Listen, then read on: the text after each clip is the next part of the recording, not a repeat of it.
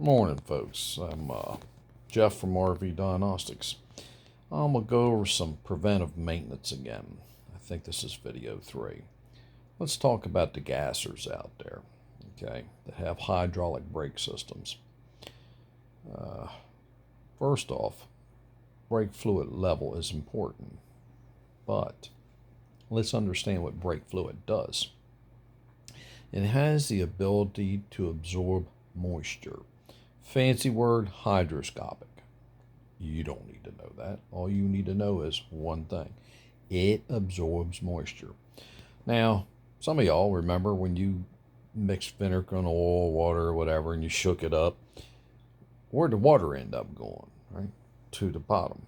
Well, once the hydroscopic ability of brake fluid level is exceeded, the water condensates and goes all the way to the bottom of the system. Well, your tank or your reservoir or your master cylinder, which it's called, is up here. Your brake calipers, your lines, and your wheel cylinders for some of you are at the bottom. And guess where all that water accumulates? The nasty stuff. Down at the bottom.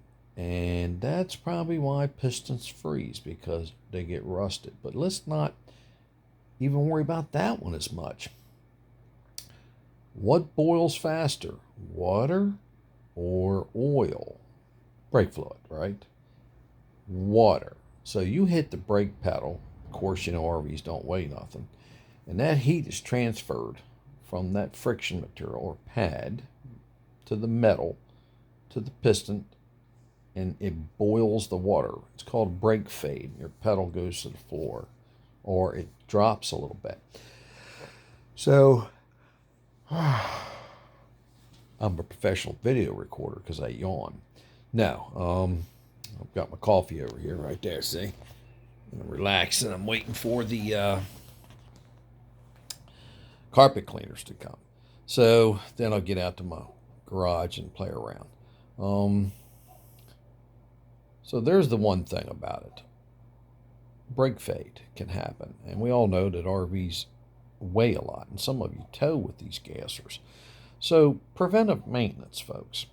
All right. I would flush it out professionally. You know, open up the bleeders, pump the brake paddle if you don't have nothing fancy like a pressure bleeder.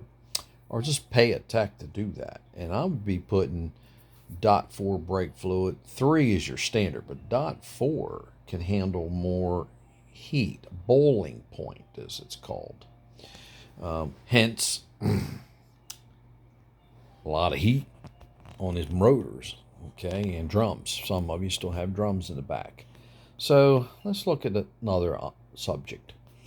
A lot of you store your RVs, and you wonder why your calipers lock up. Well, it wouldn't be harmful every now and then for you to take a big road trip. I know everybody takes their RV out once a month and drives it and applies the brakes, and you know what I mean. So unless this thing's sitting on top of concrete, if you're in gravel or you're on grass with your RV, a lot of that stuff rusts. There's a way around it. You could put a plastic thick sheet underneath, like a 2x4, the whole length of the RV in the middle, so the moisture would run off, and then the moisture from the ground doesn't come up as much.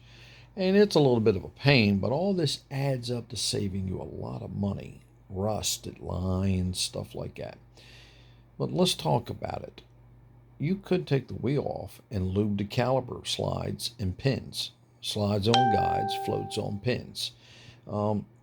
Systems are different. There's a GM Workhorse, and there's the Ford F53 that has slides. But I know it sounds like a lot of work, but man, when that system goes, it costs you a lot of money. So preventive maintenance on your basic brake system, hydraulics. We'll get into air on another video. Now, for the ones that, you know, do your brake flushes, that's a good thing. But what you could do if you don't have that brake flush machine is you could suck out a little of the brake fluid out of the master cylinder, put fresh in, Then you pump your pedal, drive around, pump your pedal, drive around, and guess what? It'll get dirty again. You flush, you pump it out again, right? Not all the way. Don't kill the reservoir, but take about 7/8 of it out. And you put more brake fluid in, fresh, all right? And then you pump the pedal, and believe it or not, all that stuff mixes up, and you'll eventually have cleaner brake fluid. So that'll help your system last longer. Remember, number one reason is people park them, don't exercise the brakes, take them out for a ride, burn it off. The other one is the rotors rust, okay? Now, on drums, it's kind of hard to do this next one, but on rotors, they rust. So you get to take it out. And I know some of you heard this noise, like boom, and then it lets go. And that wasn't because your parking brake was stuck. So the rust comes off the rotor, destroys the pad lining, right? The pad's the metal part the lining is glued to or bonded to. So we can get into this is that, that is this, but the brake pad.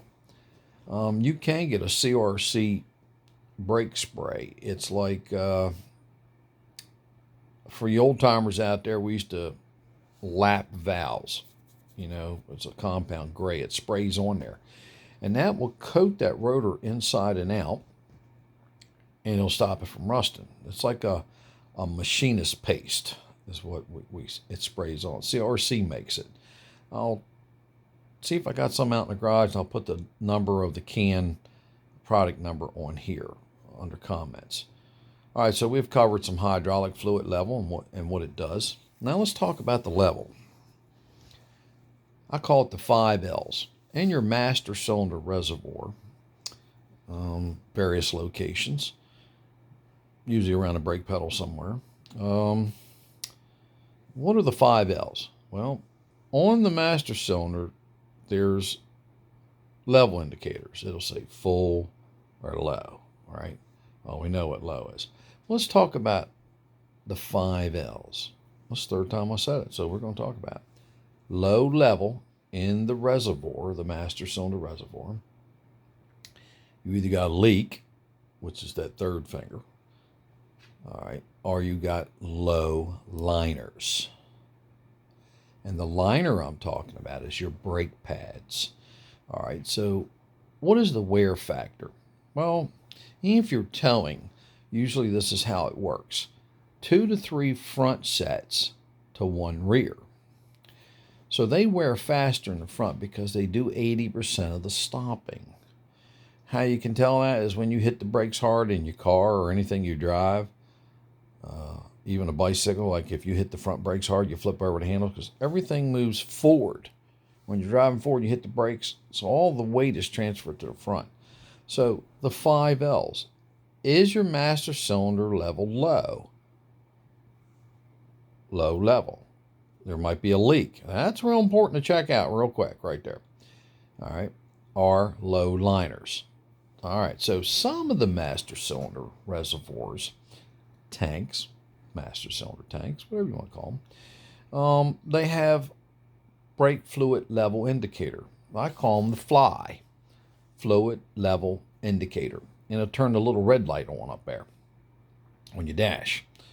I try not to let it get that bad because I suck out my brake fluid on my F53. I ran it out a lot during the summer. So when they do the work for me, I just suck it out, put new in, and they drive it. And every time it comes back, I suck it out, put it in. You know what that brake fluid looks like? Brand new. And it's a 2014. All right, so, and I haven't had no lockups or anything.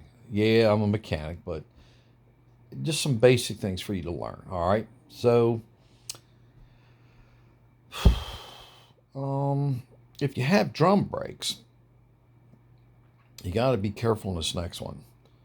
There's an adjustment on them. So the pedal will drop like halfway because of the wear factor on the drum brakes. They got to get pushed out. A caliper is like a hand squeezing on a rotor. The drum brake is like your foot pushing outward. All right. So when that distance increases, you got me? The pedal drops further to push the shoes out further. So you have to go back here and adjust them. That's a touchy one for some of you people that don't want to do it. But, just one click is better than no clicks. Yeah, I know somebody's going to tell me there's auto adjusters. Well, y'all don't keep those things clean enough and lubed enough to let them do auto adjusting. All right, so we learned the 5 L's. We learned exactly what brake fluid does. It's hydroscopic, the ability to absorb moisture. It loses that ability after a while. I have seen some of these vehicles come in that the brake fluid looks like mud. Your life depends on that brake fluid. 1, the boiling point. 2, the ability to absorb moisture, which after it gets saturated. It's kind of like you put sugar in hot water and it dissolves. You don't see it, but you put too much, it goes to the bottom. That's exactly what I'm talking about, okay? I'm trying to give you some basic examples. So, the other one is, don't trust a lot of people with your brake system, because when you take the caps off, there's a little rubber diaphragm.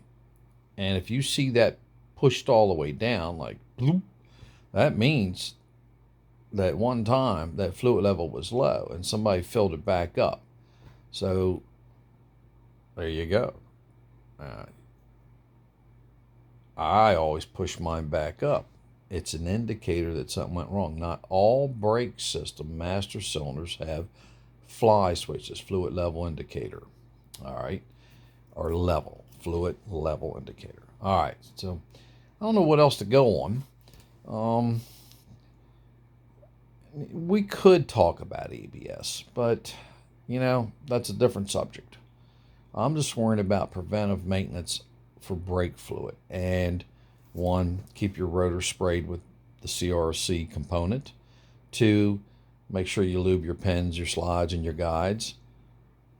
And 3, make sure where you're parked there's not a high moisture release, which is evaporation out of the soil, because rock driveway, gravel driveway, there's ground under there, so all that stuff will dry, evaporate.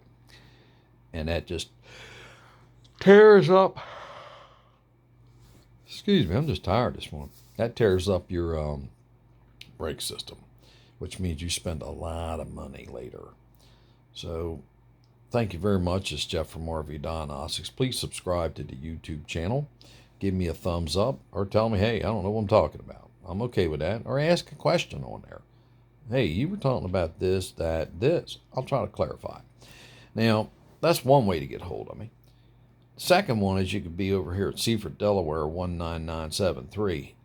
I got a garage, which I'm ready to go out to. And I got to put a wiper system back together. I figured out a couple things that were wrong with it. How you get a hold of me to stop by in Delaware? You can email me at jeff@rvdiagnostics.com. That's plural diagnostics. You could get a hold of me on Facebook page on Messenger, and the Facebook page is RV Diagnostics and Troubleshooting. All right. Or the third is you can join my one-on-one website, which is www.rvdiagnostics.com. Oh, folks, I think the carpet people are here. Hold on. Let me take a look. All right, thank you very much, Jeff from RV Diagnostics.